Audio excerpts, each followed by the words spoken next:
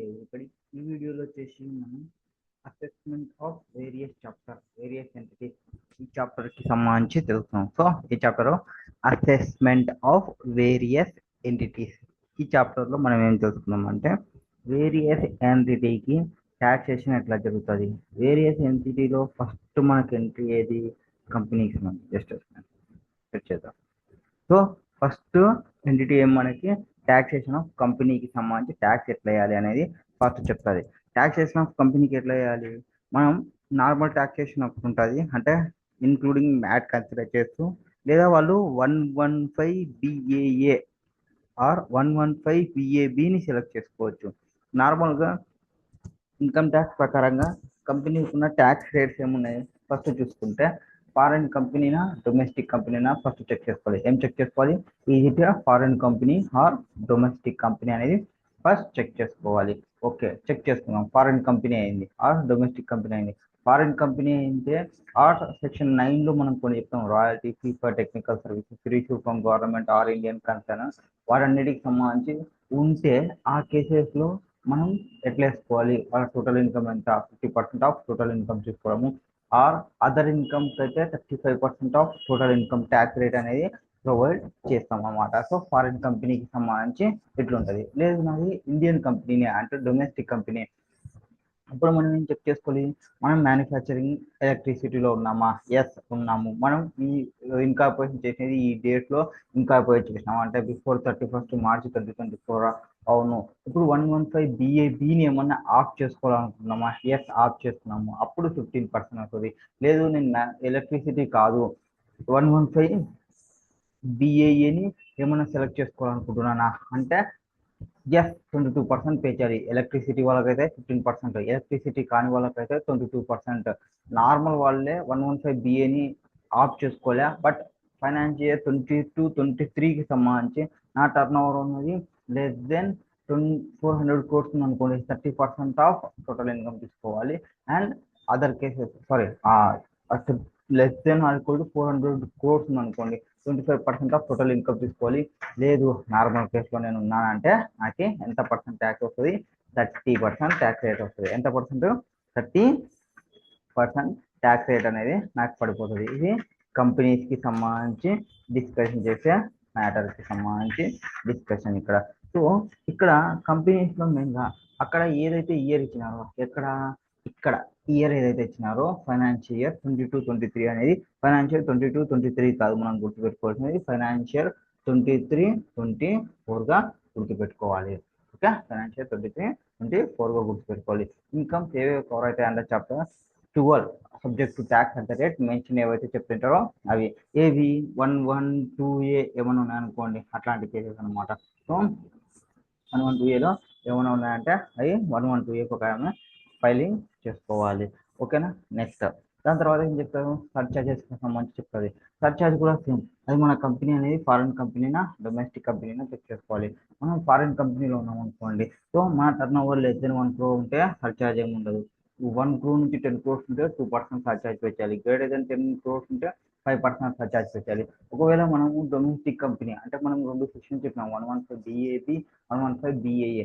ఆ సెక్షన్స్ మనం ఏమన్నా ఆఫ్ చేసుకున్నామా, ఓకే ఆఫ్ చేసుకోవాలి. ఆఫ్ చేసుకోకుంటే less than or equal to 1 crore ఉంటే సర్చార్జ్ ఉండదు. గ్రేటర్ దెన్ 1 crore నుంచి 10 crore ఉంటే 7%, గ్రేటర్ దెన్ 10 crores ఉంటే 12%. ఇవి సెలెక్ట్ చేసుకుంటే ఈ సర్చార్జ్ ఉండదు. దానికి ఈవెన్ 1 rupee ఉన్నా దానికి సంబంధించిన సర్చార్జ్ దానికి ఉంటుంది. ఇక్కడ మన ట్యాక్స్ రేట్స్ చెప్పినవి ఏవి, 15%, 22%. దీనికి అడిషనల్గా సర్చార్జ్ అనేది ప్రతి ఇన్కమ్కి ఆటోమేటిక్ వస్తుంది కాబట్టి నార్మల్ సర్చార్జ్ అనేది అదేం అప్లికబుల్ కాదు. సో వాళ్ళకి ఎంత ఉంటుంది ఆ కేసెస్లో సర్చార్జ్ అనేది అంటే after for concession tax 10% of surcharge అనేది ప్రతి దానిలో ఉంటుంది అనమాట. సో ఆ కేసెస్ మనం చెక్ చేసుకుంటాము, ఏ కేసెస్కి సంబంధించి ఎంత పే చేసుకోవాలి అనేది చెక్ చేసుకుంటాము. నెక్స్ట్ దాని తర్వాత మ్యాట్ 115 JBకి సంబంధించి డిస్కషన్ చేస్తుంది. మ్యాట్ అంటే ఏమి మనకి అనేది చెక్ చేసుకోవాలి. మినిమం ఆల్టర్నేటివ్ ట్యాక్స్, ఇది మినిమం ఆల్టర్నేటివ్ ట్యాక్స్ 115 JBలో మినిమం ఆల్టర్నేటివ్ ట్యాక్స్ గురించి తెలుసుకుంటాము. ఇదేమంటే మనకి కంపెనీస్ అనేది పైన చెప్పిన ట్యాక్సెస్ పే చేస్తాము. ఎంత పర్సెంటేజ్ 25% కానీ ఆర్ 30% కానీ ఆర్ 15% కానీ ఆర్ 22% కానీ ఏదో ఒక ట్యాక్స్ అనేది పే చేస్తుంది. ఒకవేళ కంపెనీకి లాస్ వచ్చినా కంపెనీకి ప్రాఫిట్స్ అనేది తక్కువ వచ్చినా కంపెనీకి లాస్ వచ్చినా ఆర్ కంపెనీకి ప్రాఫిట్స్ తక్కువ వచ్చినా ఆ కేసెస్లో మనం ఏం చేయాలంటే కంపెనీ ఏముంటుంది, మాకు లాసెస్ వచ్చినాయి కాబట్టి మేము ట్యాక్స్ పే చేయమంటుంది. అట్లా కాదు బాబు, ట్యాక్స్ పే చేయాల్సిందే. ఎంత పే చేయాలి అనేది వీళ్ళు చెప్తారు. ఎవరు? 15 జేబీ వాళ్ళు చెప్తారు. మ్యాట్లో మీరు మినిమం ఇంతనన్నా పే చేయండి. ఏది మినిమంలో మినిమం ఇంతన్నా పే చేయాలి. ఈ మ్యాట్ అనేది ఓన్లీ ఫర్ కంపెనీస్కి సంబంధించి మాత్రమే అప్లికబుల్, ఓన్లీ టు కంపెనీస్కి సంబంధించి. ఇక్కడ ట్యాక్స్ పే చేస్తే ఎట్లా పే చేయాలి అంటే హైయర్ చెక్ చేసుకోవాలి. అంటే మీరు మ్యాట్లో ఒక ట్యాక్స్ క్యాలిక్యులేషన్ చేస్తారు. ఏం చేస్తారు? మ్యాథ్లో ఒక ట్యాక్స్ క్యాలిక్యులేషన్ చేస్తారు, నార్మల్ ప్రొవిజన్స్ ఒక ట్యాక్స్ క్యాలిక్యులేషన్ చేస్తారు. విచ్ ఎవర్ ఈ హైయర్ చెక్ చేసుకొని దాని ప్రకారంగా మీరు ట్యాక్స్ పే చేయాల్సి ఉంటుంది. ఒకవేళ యూనిట్స్ అనేది ఐఎఫ్ఎస్సిలో లొకేట్ అయింది అనుకోండి, దాని మ్యాట్ పర్సంటేజ్ అనేది డిఫరెంట్ ఉంటుంది. మామూలుగా మ్యాట్ పర్సంటేజ్ ఎంత? 15% బుక్ ప్రాఫిట్స్ పైన, ఏదంటే బుక్ ప్రాఫిట్స్ పైన 15% వేసుకోవాలి. బుక్ ప్రాఫిట్ అనేది టోటల్ ఇన్కమ్ ఎంత ఉంది కంపెనీకి ప్లస్ ఆ కంపెనీకి సంబంధించిన లైబుల్ మ్యాట్ ఎంత ఉంది, బుక్ ప్రాఫిట్ని క్యాలిక్యులేషన్ చేయాలి. ఒకవేళ మనం ఐఎఫ్ఎస్సిలో ఉంటే ఏం చేయాలి? 9% తీసుకోవాలి ఇన్స్టెడ్ ఆఫ్ 15% కేసెస్లో.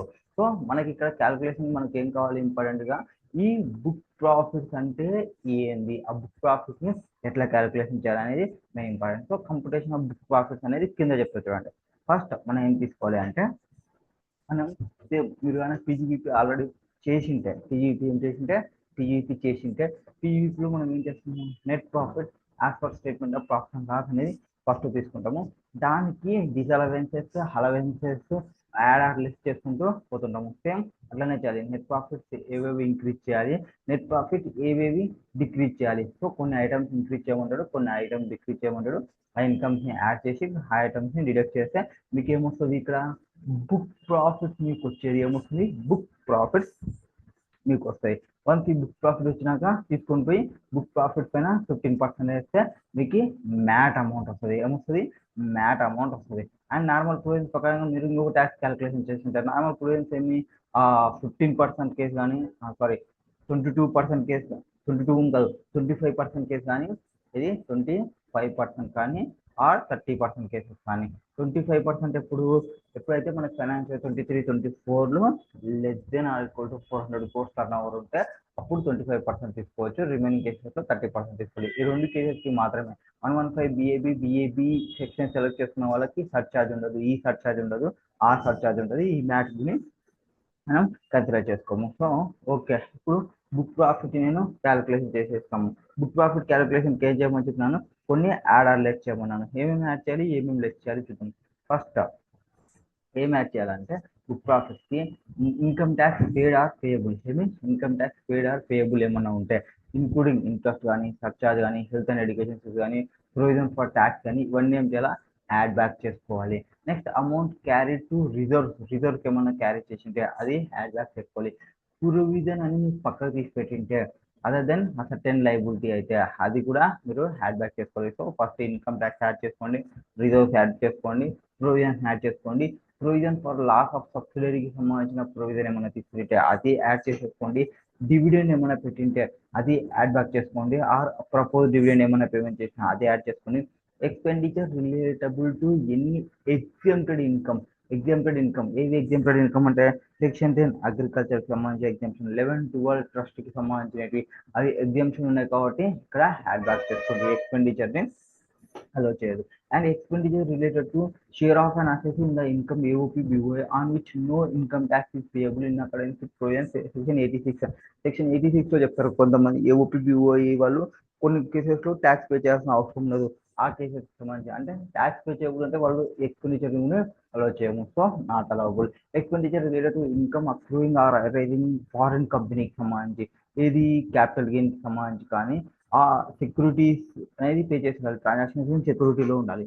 నెక్స్ట్ ఇంట్రెస్ట్ కానీ, డివిడెండ్ కానీ, రాయల్టీ కానీ or fee for technical charges tax at the rate specified in chapter 12 ఉన్నా or if income tax payable thereon at less than 15% ఉంటే యాడ్ బ్యాక్ చేసుకోండి.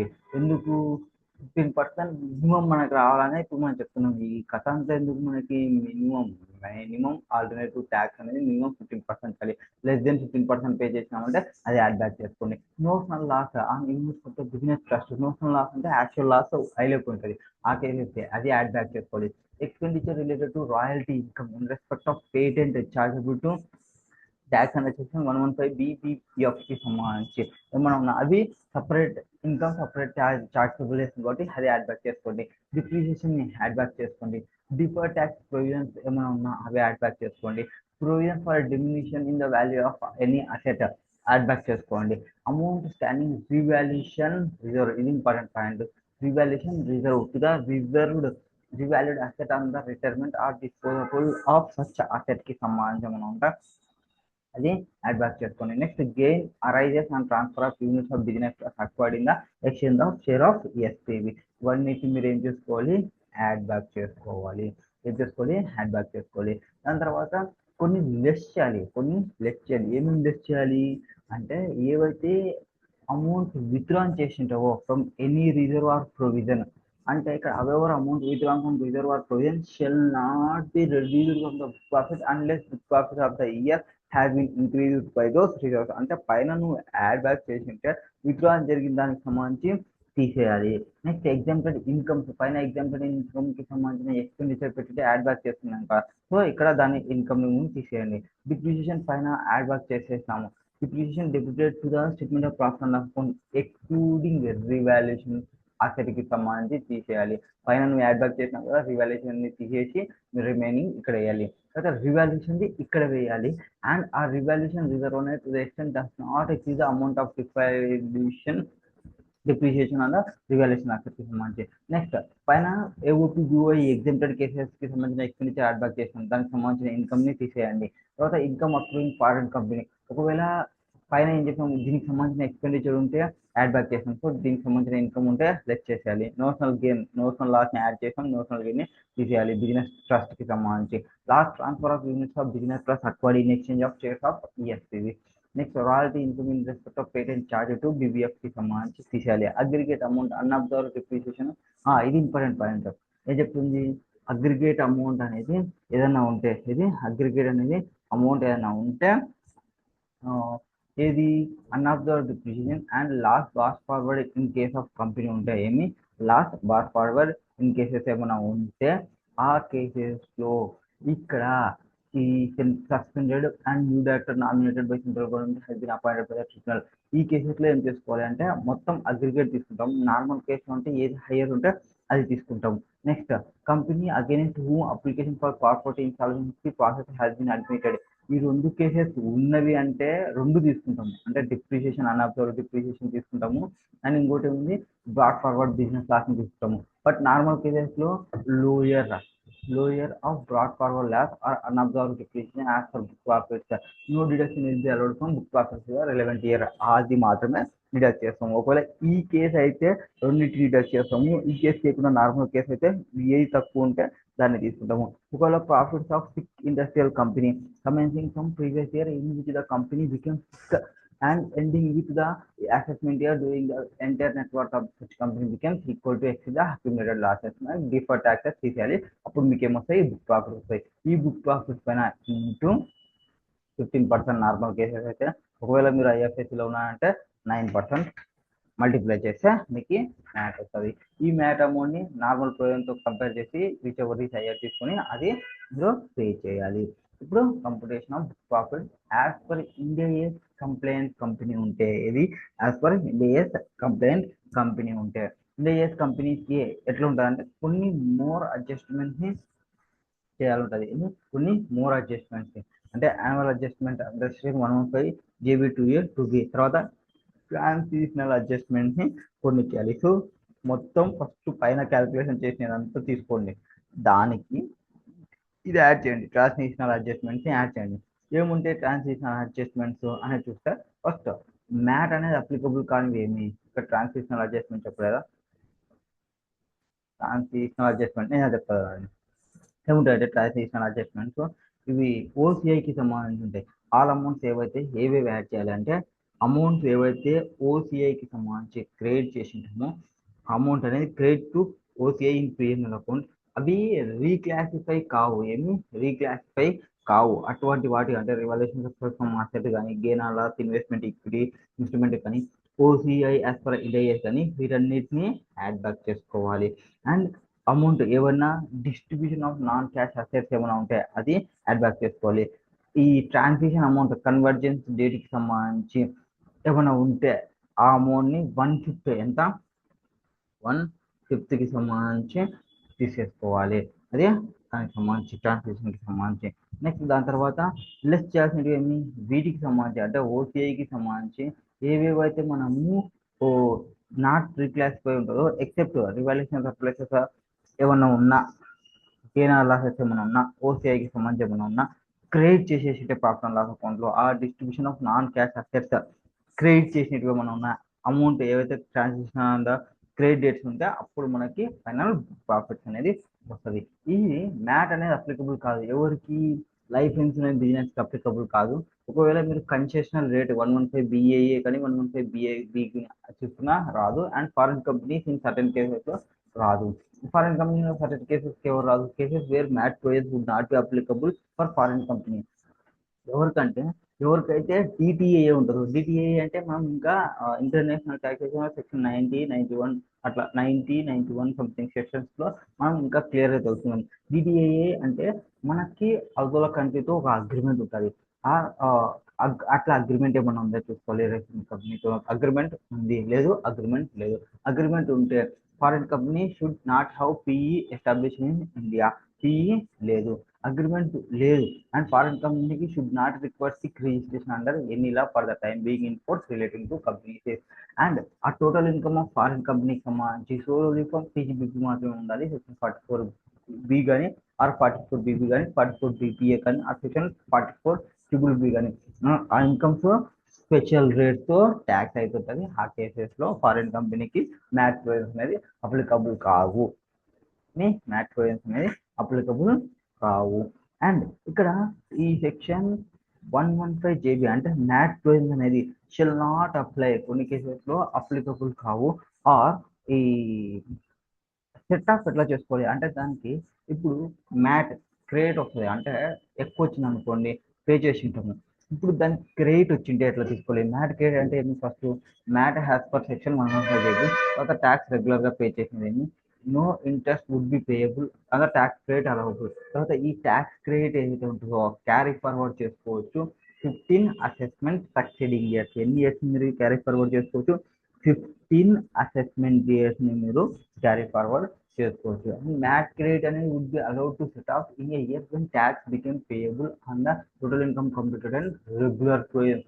నెక్స్ట్ ఇయర్కి మీరు కన్నా 115 బిఏఏ 115 బిఏబి పోతే అప్పుడు మ్యాట్ క్రెడిట్ని మీరు వదులుకోవాల్సి ఉంటుంది. నెక్స్ట్ మ్యాట్ క్రెడిట్ అనేది అడ్జస్ట్మెంట్ చేసుకోవాలి. ట్యాక్స్ అన్న టోటల్ ఇన్కమ్ అనేది regular provisions MAT as per section 115JB తీసేసుకోండి. దట్ ఈస్ మ్యాట్కి సంబంధించి. నెక్స్ట్ ఐ థింక్ మ్యాట్కి సంబంధించి నెక్స్ట్ సెక్షన్స్ వచ్చేసి 115BAB 115B వాటికి సంబంధించి ఉంటుంది. కంటిన్యూ చేద్దామా? మ్యాట్ వర్క్ వచ్చేద్దామా వీడియోని? సో నెక్స్ట్ 115BAA 115BAB ఏం చెప్తుంది? 115BAA 115BAB అంటే చూద్దాం. సో ఫస్ట్ వచ్చేసి టోటల్ ఇన్కమ్ ట్యాక్స్ లయబిలిటీ ఎలా తీసుకోవాలి అంటే ఇవి రెండు కన్సెషనల్ ట్యాక్స్ రేట్స్. ఏమి? కొన్ని concessional tax rates certain domestic కంపెనీస్కి సెలెక్ట్ చేసుకోవచ్చు. ఎవరెవరు వాళ్ళు అంటే సెక్షన్ 115BAB కానీ సెక్షన్ 115BAA కానీ. ఫస్ట్ BAA చెప్తాం, సింపుల్గా అయిపోతుంది. ఏదైనా డొమెస్టిక్ కంపెనీ అయింది వాళ్ళు 22% ట్యాక్స్ పే చేస్తారు ప్లస్ 10% సర్చార్జ్. మొత్తం ట్యాక్స్ రేట్ వచ్చేసి 25.168 అవుతుంది ట్యాక్స్ అనేది. అండ్ ప్రొవిజన్స్ మ్యాట్ ప్రొవిజన్స్ అనేది అప్లికబుల్ కావు. సెక్షన్ 115BABకి ఏం చెప్తారంటే వీళ్ళు domestic manufacturing company, electricity generation company వాళ్ళకైతే 15% ట్యాక్స్ పే చేయాలి. సర్చార్జ్ అనేది 10% ఉంటుంది. మొత్తం యాడ్ చేసుకుంటే 17.16% అవుతుంది. మ్యాట్ ప్రొవిజన్స్ రెండు కేసెస్లో అప్లికబుల్ కాదు. ఇప్పుడు ఇన్కమ్ని క్యాలిక్యులేషన్ చేసేటప్పుడు కన్సెషనల్ రేట్ ఎట్లా క్యాలిక్యులేషన్ చేయాలి అంటే రేట్ ఆఫ్ ట్యాక్స్ వచ్చేసి 17.16, ఇక్కడేమో 25.168. ఇన్కమ్ డెరైవ్ చేసుకోవాలి అంటే influential to manufacturing production article thing generation సంబంధించి ఉంటే అండ్ ఇక్కడ నార్మల్ ఎట్లా క్యాలిక్యులేషన్ చేస్తామో అట్లా క్యాలిక్యులేషన్ చేయాలి other than 115 BA or and 115 BAB మీరు సెలెక్ట్ చేసుకోవద్దు 115 బిఏని మీరు సెలెక్ట్ చేసుకోవద్దు ఇంకో సెక్షన్ ఏమి 115 బిఏని కూడా మీరు సెలెక్ట్ చేసుకోవద్దు బిని సెలెక్ట్ చేసుకోవద్దు బిఐ సెలెక్ట్ చేసుకోకుంటేనే మీకు 115 బిఏఏ అనేది వస్తుంది అండ్ ఇక్కడ పాయింట్ వేరే ఎప్పుడైతే రేట్ 34.32% అంటే ఇవి నార్మల్ కేసెస్ అప్లికబుల్ అవుతావో ఇన్ ద స్పెసిఫైడ్ సర్కమ్స్టాన్సెస్ లో next rate of tax covered rate already మనం చెప్పినాము subject to tax at the rate mention in the sections ఈ సెక్షన్స్ సంబంధించి 115 బిఏలో ఖచ్చితంగా మీరు సర్చార్జ్ అనేది 10% వేయాల్సిందే ప్రతి దానికి సంబంధించి హెల్త్ అండ్ ఎడ్యుకేషన్ 4% వేయాల్సిందే బట్ ఇవి surcharge would be levied on tax computed on such incomes health and education system తీసుకోవాలి ప్లస్ సర్చార్జ్ ఏమైనా ఉంటే సర్చార్జ్కి సంబంధించి చూసుకోవాలి ఇక్కడ ఏం చెప్తారంటే long term short term covered ఏవి 112 112A 112 అనేది will be tax at the rate mention in the ఆ సెక్షన్స్ లో ఎట్లయితే చెప్పినారో అవే తీసుకోవాలి దానికి ప్లస్ అడిషనల్ గా ఈ సర్చార్జెస్ యాడ్ చేసుకోవాలి ఆ సెక్షన్ లో ఎంతైతే చెప్పినారో ఆ రేట్ వేసి అడిషనల్ గా ఈ రేట్ ని మీరు వేయాలి అని చెప్తుంది next rate of tax on other incomes అంటే వేరే ఇన్కమ్స్ అంటే ఇప్పుడు పియూపీ చేస్తున్నాం కదా పియూపీకి సంబంధించి ఈ రేట్ ని తీసుకున్నారు నార్మల్ కేసెస్ అయితే రెండిట్లో ఒకటే రేట్ ఉంటుంది 25.168 25.168 రిమైనింగ్ అదర్ ఇన్కమ్స్ అంతా ఇదే రేట్ వేయాలి షార్ట్ టర్మ్ క్యాపిటల్ గెయిన్ కి సంబంధించి 25.168 25.168 తీసుకోవాలి ఇక్కడ section 115 BAB or 115 BAA select చేసుకోవాలంటే first condition to fulfil for availing concessional rates and exemption from MAT company అనేది రిజిస్టర్ అయి ఉండాలి ఎప్పుడు ఆన్ ఆర్ ఆఫ్టర్ 1/10/2019 ఏమంటున్నారు ఆన్ ఆర్ ఆఫ్టర్ 1/10/2019 తర్వాత వాళ్ళు రిజిస్టర్ అయి ఉండాలా ఇక్కడ టైం లిమిట్ అనేది ఏం లేదు ఎగ్జిస్టింగ్ కంపెనీ అయి ఉండొచ్చు న్యూ కంపెనీ అయి ఉండొచ్చు అండ్ తర్వాత వీళ్ళు అది కొత్త కంపెనీ అయి ఉండాలా ఏమైండాలా కొత్త కంపెనీ అయి ఉండాలా అంటే splitting up reconstruction business already ఉన్న వాటిని తీసుకుని చేయకూడదు నో సిమిలర్ కండిషన్స్ ఇక్కడ అండ్ మ్యానుఫ్యాక్చరింగ్ అనేది కమెన్స్మెంట్ చేయాలి బిఫోర్ 31/3/2024 ఇక్కడ టైం లిమిట్ అనేది ఏం లేదు అండ్ ఇక్కడ 15% కాబట్టి ఎక్కువ ఉంటాయి ఇక్కడ 22% కాబట్టి no problem and it does not use any machinery or plant use for any purpose no similar conditions అంటే కొత్త ఉండాలి అసెట్ తర్వాత ఈ ఇట్ డస్ నాట్ యూజ్ అంటే బిల్డింగ్ కూడా ఇంతకుముందు ఎప్పుడు యూజ్ చేసి ఉండకూడదు అండ్ మీనింగ్ అసలు 80 ఏవైతే చెప్తుంటారో వాటికి సంబంధించి అంటే 80 మీరు ఏం డిడక్షన్ అనేది క్లెయిమ్ చేయకూడదు అండ్ ఈ should not be engaged in the any business other than the business manufacturing production any article thing research relations సంబంధించి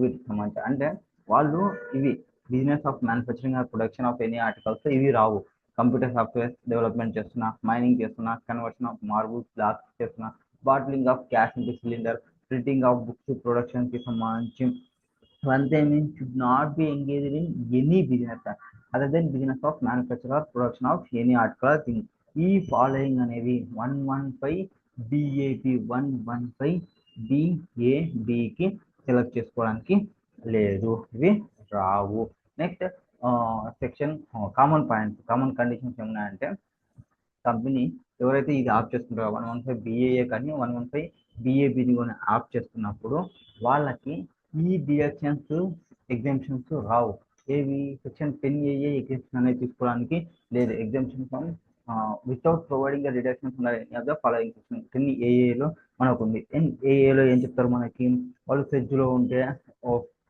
50% 100% 50% ఎగ్జామ్షన్ వస్తాయని చెప్తారు అది రాదు నెక్స్ట్ 32(1)(2)A ఏది additional depreciation 20% additional depreciation claim చేయొచ్చు ప్లాంట్ అది తీసుకోవడానికి లేదు నెక్స్ట్ 33ABలో మనం ఈ టీ కాఫీ రబ్బర్ ఇన్ ఇండియాలో ఉన్నాం అనుకోండి 40% ఆఫ్ డిడక్షన్ తీసుకోవడానికి ఉంటుంది అవి తీసుకోవడానికి లేదు ఏది 40% అమౌంట్ డిపాజిటెడ్ విచ్ లోయర్కి సంబంధించి డిడక్షన్ ఒకటి ఉంటుంది అది తీసుకోవడానికి లేదు నెక్స్ట్ 35ABAలో డిడక్షన్ 20% ఆఫ్ ప్రాఫిట్స్ ఏది ఎక్స్ట్రాక్షన్ పెట్రోలియం న్యాచురల్ గ్యాస్ కి సంబంధించి అప్రూవ్ డిపాజిట్ స్కీమ్ లో మనం ఇన్వెస్ట్మెంట్ చేసినామంటే 20% డిడక్షన్ వస్తుంది అది రాదు నెక్స్ట్ 35(1) ప్రకారంగా పేమెంట్ ఇన్ వీళ్ళకి ఇన్ హౌస్ రీసెర్చ్ వాళ్ళకి చేస్తున్నప్పుడు యూనివర్సిటీ వాళ్ళకి చేసిన కంపెనీస్ వాళ్ళకి చేసినా కూడా మనకి డిడక్షన్ వస్తుందని చెప్తాము సిజిబిలో అది రాదు next deductions payment national laboratory or university IIT approved specified funds scientific research వాళ్ళకి డిడక్షన్స్ రాదు. ఇన్ హౌస్ సైంటిఫిక్ రీసెర్చ్ కి రాదు. బయోటెక్నాలజీకి సంబంధించి రాదు. Investment link tax reduction specified business రాదు. Expenditure to agriculture extension project రాదు. National notified skill development project రాదు. 80 నుంచి 80 వరకు రాదు. బట్ 80JA ఏటీఎం అనేది అలో చేస్తారు. ఇన్ని డిడక్షన్స్ ని, ఇన్ని ఎగ్జామ్షన్ ని మీరు వదులుకుంటే మీకు నార్మల్ గా ఎంత పర్సెంటేజ్ ఉంది, 30% ఉన్నదాన్ని ఐదర్ 22% కానీ 15% కానీ ట్యాక్స్ లేకి వస్తారు ఈ డిడక్షన్స్ ని మీరు వదులుకుంటే. అండ్ తర్వాత without set off any loss or allowance for unabsorbed depreciation deemed section 72A where loss or depreciation attributable to any deductions listed above. అంటే అడిషనల్ డిప్రిసియేషన్ ఉంది, క్యారీ ఫార్వర్డ్ ఉంది, దాన్ని కూడా క్యారీ ఫార్వర్డ్ చేసుకోవడానికి రాదు. And by claiming depreciation and section 32 determine the prescribe manner. మామూలుగా ఇంతకుముందు దానికి దీనికి 100% డిడక్షన్ క్లైమ్ చేసుకోవడానికి ఉంది. బట్ ఇక్కడ మ్యాక్సిమం వచ్చేసి 40% డిప్రిసియేషన్ మాత్రమే క్లైమ్ చేయాలి. అండ్ అడిషనల్ పాయింట్ ఏమంటే రిలేషన్ టు 115BAAకి సంబంధించి ఏమంటున్నారు, 115BAAకి సంబంధించి అడిషనల్ పాయింట్ వాళ్ళు కొన్ని చెప్తున్నారు. అంటే ఇంతకుముందు అసెట్స్ ఉన్నాయి, company opting for 115 total income complete without set off any forward or depreciation of for any earlier assessment year. Loss or depreciation attributable any of the reduction listed above. అంటే additional depreciation ఏమైనా ఉన్నా వాటిని తీసుకోకూడదు. Person having units ఐఎఫ్ఏసీలో ఉంటే 80LAలో వాళ్ళకి ఒకటి వస్తుంది. So ఎవరైతే ఎక్సైజ్ చేసుకుంటారో 115BA డిడక్షన్ 80LA అనేది would be allowed subject to fulfilment of కొన్ని కండిషన్ చెప్తారు. అండ్ టైం లిమిట్ ఇది time line within which option under section 115 చెప్తే డొమెస్టిక్ కంపెనీ వాళ్ళు బాట్ ఫార్వర్డ్ లాస్ కానీ డిప్రిసియేషన్ ఆఫ్ డిడక్షన్స్ కానీ if it so desires post exercise option చేసుకోవచ్చు. తర్వాత failure to certify అంటే ఈ పైన చెప్పిన కండిషన్స్ ఏమన్నా సాటిస్ఫై చేయలేరు అనుకోండి, కండిషన్ మెన్షన్ ఎనీ ప్రీవియస్ ఇయర్లో option exercise would be invalid గా తీసుకుంటాము respect of assessment years relevant to that process and subsequent years. అంటే ఇక్కడ ప్రకారం అంటే 15% కేసు పక్క తీసేస్తాము, ఇక్కడ ప్రకారం అయితే 22% ట్యాక్స్ రేట్ అనేది తీసేస్తాము, మళ్ళీ రాదు. Consequently that other provisions of the act persons if options had not excised assessment year relevant to the year opt చేసుకోకుండా ఎట్లయితే చేస్తామో అట్లనే క్యాలిక్యులేషన్ చేస్తాము. Next availability of set off MAT credit brought forward for earlier year. Since ఒకవేళ అది new company అనుకోండి, అక్కడ bat forward mat అనేది ఏమి ఉండదు. ఒకవేళ బాట్ ఫార్వర్డ్ మ్యాట్ క్రెడిట్ ఉంటే కూడా సెటప్ చేసుకోవడానికి రాదు. Next adjustment for transaction with persons having close connections persons ఉన్నప్పుడు అంటే అసెసింగ్ ఒపీనియన్ ప్రకారంగా that the course of business between the company and any other person having close connection with the arranged transaction between the produced more than ordinary cases అయితే or no such requirement అనేది ఇక్కడ అవసరం లేదు.